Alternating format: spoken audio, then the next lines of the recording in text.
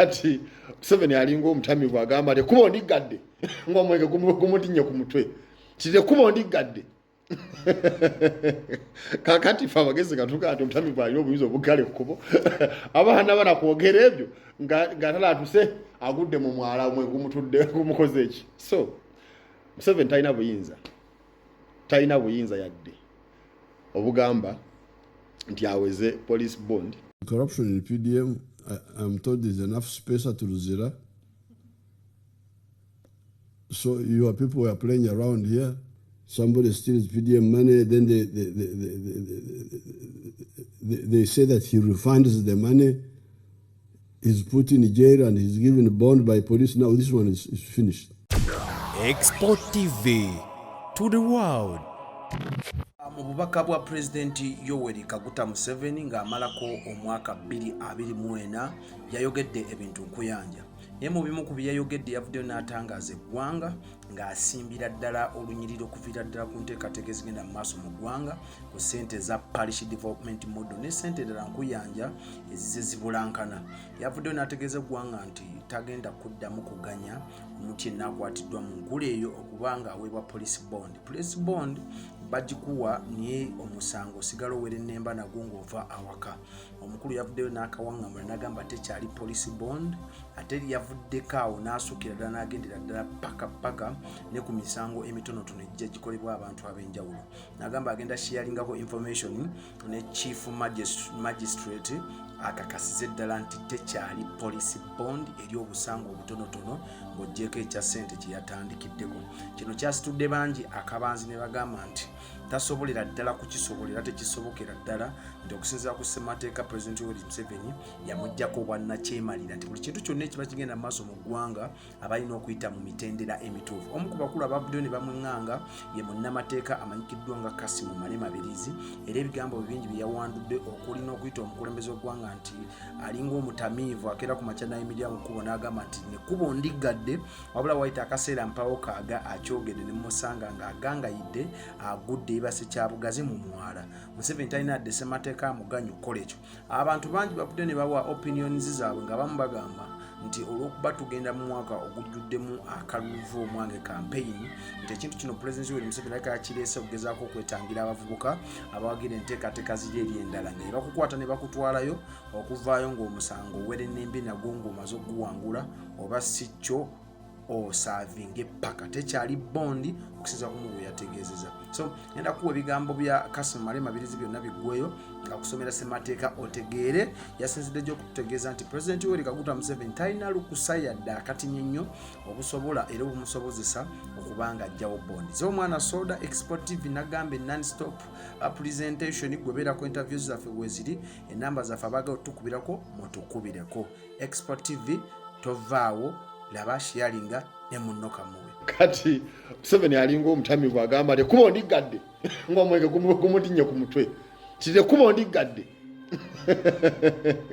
kakati fe abagezi katuka ati omutamivu alina obuyinza obugale kkubo abaana banakwogera ebyo nga talatuse agudde mu mwala omwenge gumutudde gumukoze eki. So Museveni talina buyinza yadde obugamba nti aweze police bond oba bail. Nja kuwa obwayiro obulinga bubiri oba ssemateeka gwe twakola nga tamwagala naye okuba yali talina kyakukola ng'ateekwa okukkiriza agende mu maaso. Museveni tayagala nako ssemateeka wa 95 newankubadde yateekamu ebye naye bino yali tabyagala. Okitegeera akawayiro akasooka kali 99 kagamba nti President anaabeera mu constitution eno ateekwa okugoberera amateeka Uganda geekola ki getaddewo.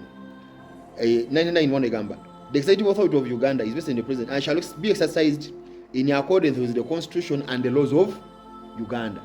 Bannayuganda bw'osoma ripooti y'odoki n'akatabo kagamba bannayuganda baali bakowa bannakyemalira nga bakowa baamiini nti okeraga nti ekyo nkiweze bannayuganda babigana mu constitution. Museveni gy'atayagala kyova laba yakayikyusa emirundi yonna gy'ayagala naye era ekyamulemye okukola ki n'amala kankutwale kati police bond.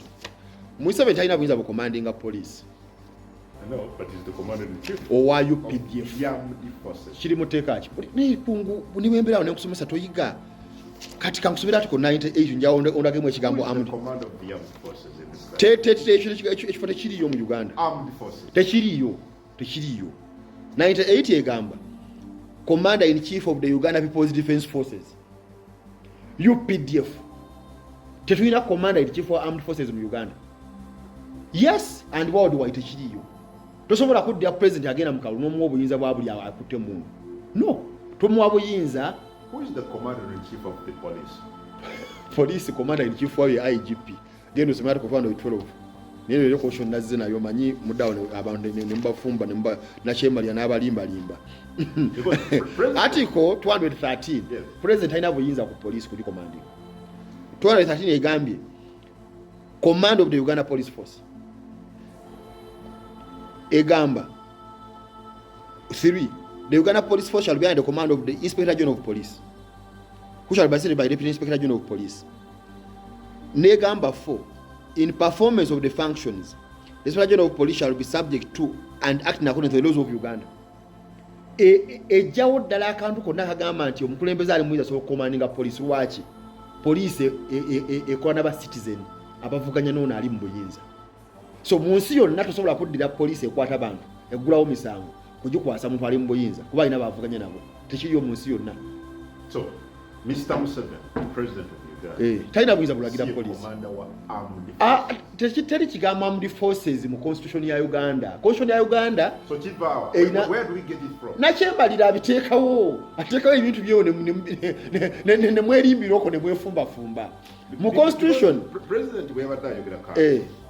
yaga nti nayo ensonga yange eno nagirwanyiriza ne Chief Justice eya kooti naye ku kakalu ka police awo nyina obuyinza I'm using his words tabulina because yo police gyeninako obuyinza. poliisi bagigambye erina kukozesa amateeka ga Uganda.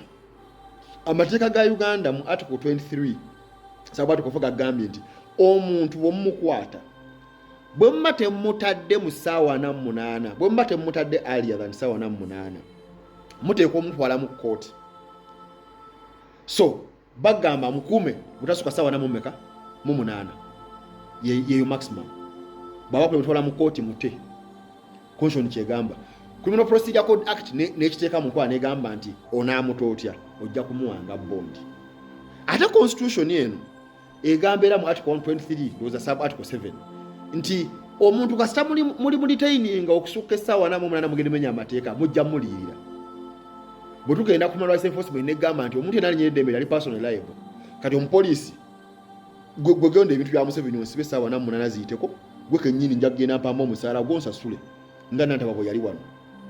Tujja kukugerako personal because tulina etteeka eyitibwa engeri gye tukuvana personal liability because Museveni talina buyinza bukulagira. Constitution ekugambye police constitution egambye 48 hours inta onnemedde nja kukuvulananga muntu because tibimenya mateeka. Naye Museveni kuva dda ayagala okugyawo bondi. Eno document wangambye neteeka ogirabe ya cabinet memorandum secret. Yes. Okitegeera ya 2020 yakiriwa kiwanuka nga ayiya apalapalanya kuva 2021 bajjewo bail Ku capital offenses. ye kyakugamba leero leero lwaki yayogedde Peti lwaki yagaye emisango mitono. But ayina ensonga yakugambye. So President principle y'emu emisango emitonotono gino gisusse okubba ente okuwulula emmwanyi mu byalo eyo kati n'atwalibwa ku poliisi abatanaba nakubugumayo ate ne bamuta bamuwadde akakalu naye gukungu baali bakutteko nadda. No, I'm quoting the president. nti kati nakyemalira ajja kuwa ensonga ezitakwatagana. Luli yagamba capital offense nti omuntu assa omuntu atta omuntu bamuta batya luli nga bwakugamba awo yavuddewo kalaze kuba be bamwanyi nababusimu. Okitegeera kitegeeza principle ki ayagala kukozesa poliisi n'amakomera okuggyako abantu abayinza omuvuganya n'okusuppressinga abantu. Kyova olaba ono kirwa kyoluka ku page 60 yagamba bagenda baagala bamukkirize alete constitutional amendment bill ya 2021 agamba authorized the Attorney General to issue drafting instructions to the past parliamentary council to draft the constitutional amendment bill 2021 ajjewo bail amending netwala indictment act n'ebirala.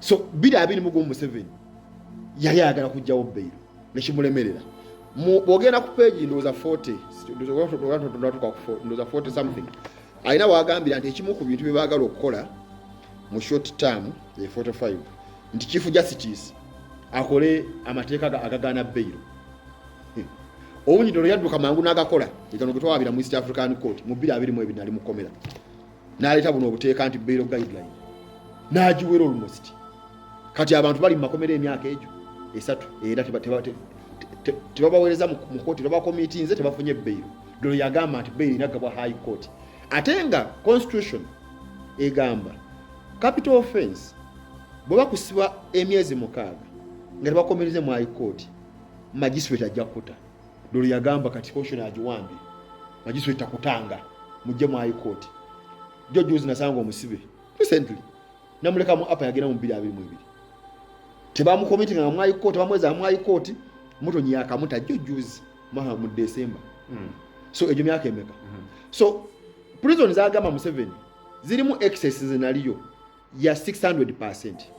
Ekifo kya mpolo kigenda mu abantu 6 taina mmere gyabawa abasuza bakunadde ebyo kati nachemba lyawo watuuse mwenga mukubangalo musimanya babbi oba babbi mwanyi wero mbadde mmanyi omuntu wabbe mwanyi obujuzi bubeerawo tebubeerawo akati obujuzi bwe bwe buli statement muzikolaawo file egere 48 hours nyingi nnyo ekenya ebeera for 24 hours ekenya wosima omuntu lunaku lumu ino omuleta mu kooti yesalawo nti kale tubongeddeyo obudde muddeyo munoonyereze mwemuli 48 hours era mukayana so bino byannakyemalira just kulinnya ddembe ly'abantu kungu teri kintu kya muwendo nnyo nga liberty mu democracy.